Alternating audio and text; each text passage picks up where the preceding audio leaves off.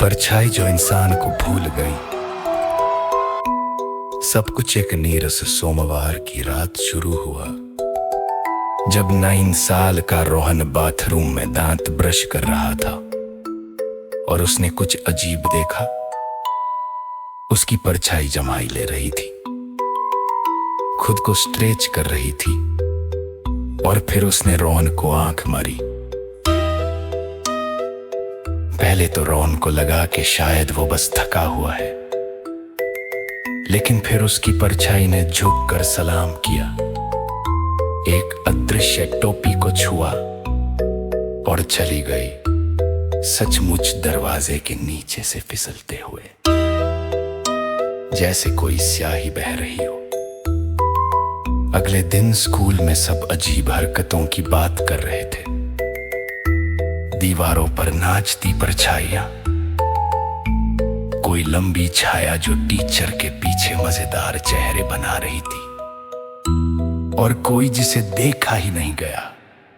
रोहन ने अपनी परछाई को पकड़ने की कोशिश की। उसने खिड़कियां बंद की, तेज रोशनी के नीचे खड़ा हुआ यहाँ तक कि दो मुझे पहन लिए कि शायद छाया भारी हो जाए। लेकिन हर बार परछाई बस मुस्कुराकर भाग जाती। वो उसे चांदनी में, स्ट्रीट लाइट में, पानी के छींटों में खोजता रहा, जब तक कि एक दिन उसने उसे स्कूल के पुराने जिम के पीछे कोने में पकड़ लिया। तुम मुझसे क्यों भाग रही हो? रोहन ने हांफते हुए पूछा। परछाई रुकी, फिर धीरे धीरे रोहन के चेहरे का आकार लिया और अपने हाथ से हवा में लिखा, तुम मुझे कभी देखते ही नहीं। रोहन जाऊंगा क्या? परछाई ने फिर लिखा, तुम हमेशा तेज, मजेदार, सबसे आगे रहना चाहते हो, लेकिन जो चुपचाप सोचता है, महसूस करता है, उसे तुम नजरअंदाज कर देते हो। मैं वही हूँ। उस रात रोहन सो नहीं पाया। उसे याद आया कैसे वो अपनी भावनाओं को नजरअंदाज करता था, जब वो डरता था, जब उसे अपने कजिन की याद आती थी, जब क्रिकेट ट्रायल से पहले उसे घबराहट होती थी। उसकी परछाई हमेशा साथ थी, चुपचाप इंतजार करती हुई, उसकी असली भावनाओं को दिखाती हुई। अगले दिन रोहन शांत रहा, दूसरों को पहले बोलने दिया और 5 मिनट तक बिना हिले बैठा रहा,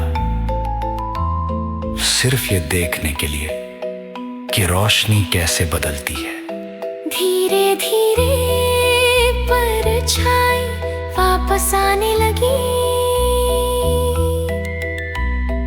आर्ट क्लास में उसके पास झांकती हुई, खेल के मैदान में उसके बगल में रेंगती हुई, और रात को बिस्तर पर उसके साथ लेटी हुई। उस रात परछाई भागी नहीं, वो वहीं दीवार पर उसकी सांसों के साथ चल रही थी।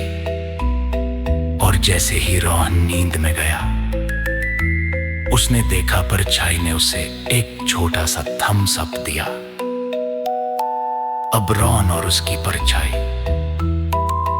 सिर्फ साथ नहीं थे, वो एक टीम बन चुके थे। और कभी-कभी अगर कोई ध्यान से देखता, तो धूप में उसकी परछाई रोहन से 1 सेकंड पहले ही नाचती हुई दिखती।